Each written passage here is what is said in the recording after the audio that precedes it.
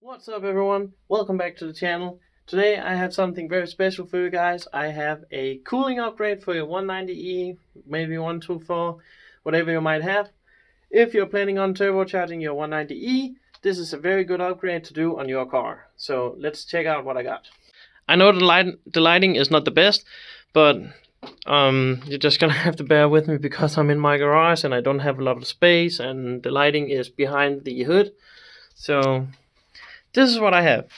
This is from a... oh shit. This is from a 89 to I think 98 Land Rover Defender.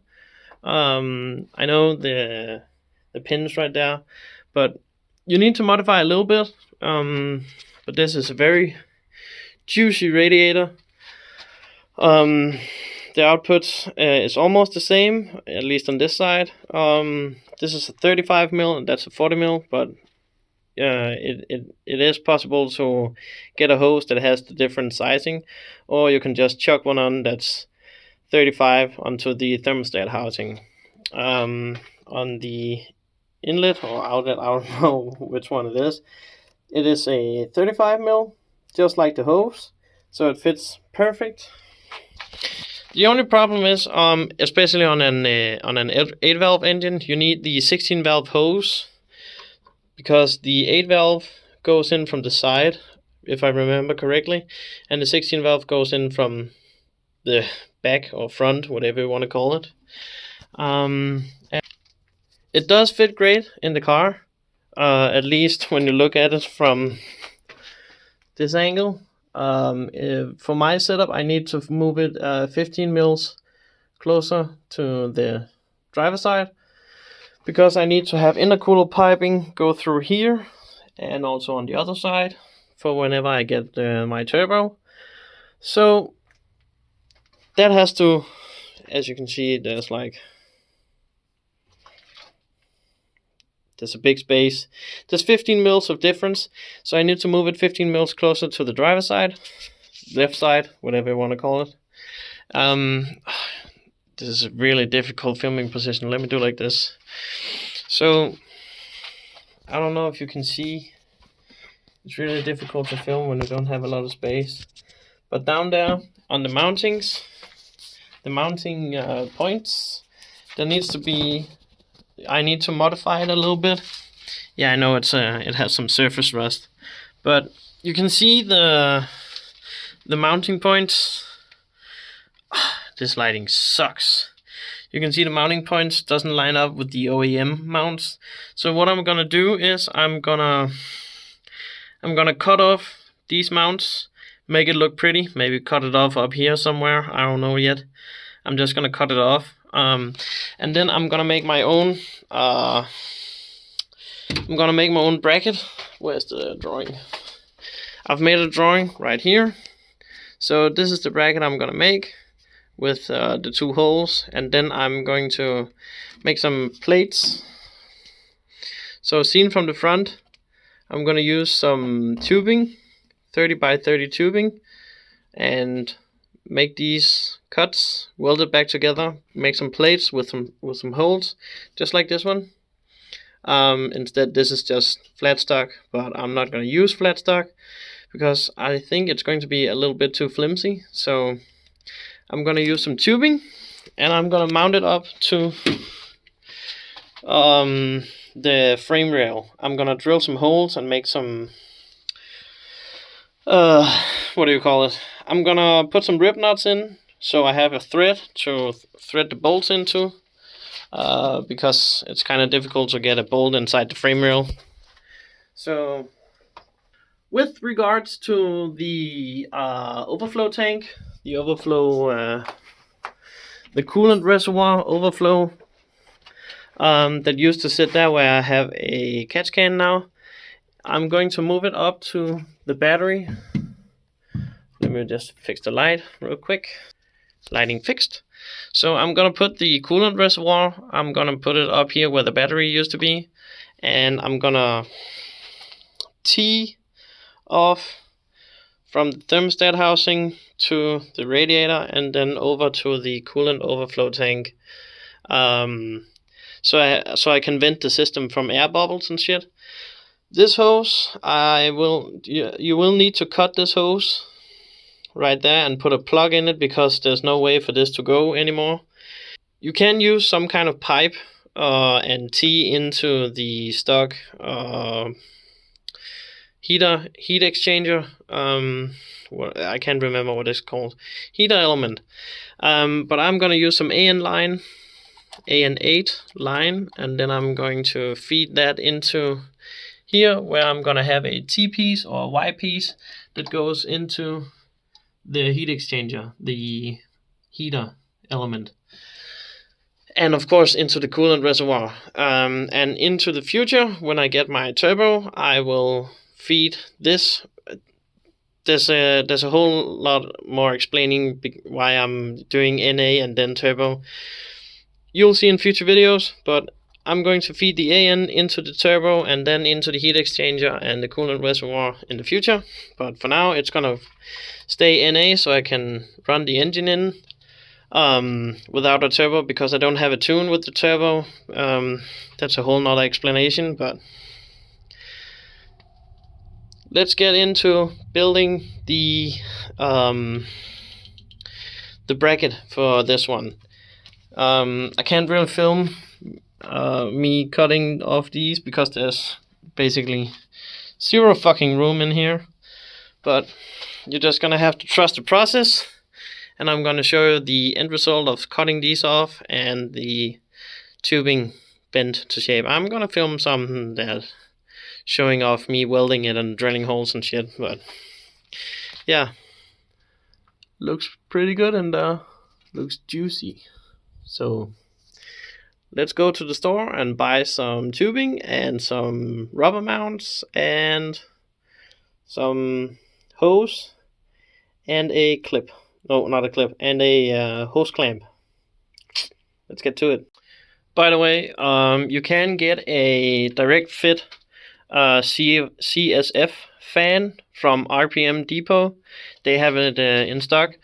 The reason for me not using that one is because I will need to put my intercooler piping through here, and with the CSF fan, this room here is gonna be filled out by the radiator, and then you will have like this much room on the intake side, so it's basically for an NA car. I will be putting a turbo on mine, and I will need to feed the intercooler piping through here. So that's the reason for me using a different radiator than the CSF. I hope that explains why I'm not using the stock fitting radiator. I know you can. I could maybe use the OE radiator and run with my turbo like that, but I'm not taking any chances, because more power means more heat, and more heat needs more cooling. So I hope this is cooling enough. And I will not be using the stock fan. I will be using a big ass spall fan, and the spall fan is gonna fit onto here. I hope there's enough room. I could measure between the water pump and the radiator, but I don't have my I don't have the water pump pulley yet, so I will be getting that back from Powder Coat at some point, and then I will be able to take some measurements. But you basically just need to put an electric fan on here. You could maybe use the stock fan, but I wouldn't suggest it. So I'm just rambling again. I'm very good at that. So let's get to building and shopping. Shopping and then building. So yeah, bye. Made this brace for the radiator. I forgot to film me welding it and shit. I drilled some holes. I marked it up on let me see. I marked up some holes on the frame rail. I also rust protected all the rust. I am gonna paint this blue later on, but there you can see I marked up some holes. I'm just gonna put some rib nuts in. It's and I also where is it? There it is. I cut these off from that tube right there. They used to sit right here, like so. Cut them off. I can't really get a good angle of this, at least alone. I could maybe set up something right here, but I don't think you will get much out of it. So I'm just waiting for the paint to dry, and I'm gonna put that one on, and I'm gonna mark up where the radiator is gonna fit, and then I'm gonna drill some holes, some more holes, put some rubber mounts in it, and gonna make some brackets here on the top of the core support. And I might need to, Jesus Christ, I might need to cut off these tabs right here. I'm not sure yet. I don't know how low it's gonna be. I hope it's low enough, otherwise I'm fucked. So yeah, let me do that real quick, and I'll be right back. Okay, so I bolted it onto the frame rail. There we go. Oh shit, sticky paint.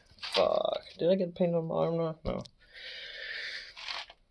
Bolted it onto the frame rails. So little room here. I marked up where the mounting tabs are on the radiator. I drilled the holes and I put some rubber grommets into it. I just used some regular rubber grommets, just some universal ones from Biltema, and they fit perfectly on these ones. So I'm just gonna shove the radiator in, and we'll see how it fits. She's in.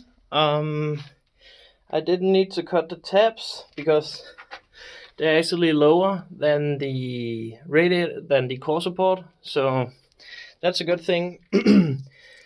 I just need to drill some holes into here and make a bracket from this piece over to there and just bolt it in. There might be a slight issue with on the left side because the cable runs through here, but I think there's enough room. So, and I do intend on running a 16 valve hose from here. I hope it's gonna fit because this obviously doesn't. It's just a mixer hose I had laying around. I also need to order a 16 valve hose for this side.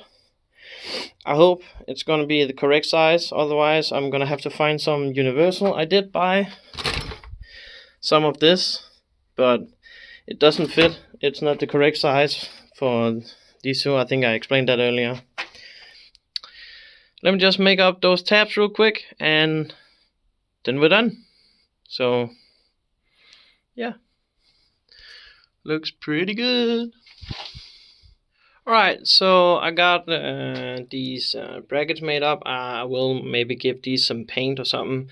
Also remember, whenever you're drilling holes into the chassis or somewhere, always put a little bit of paint so it doesn't rust.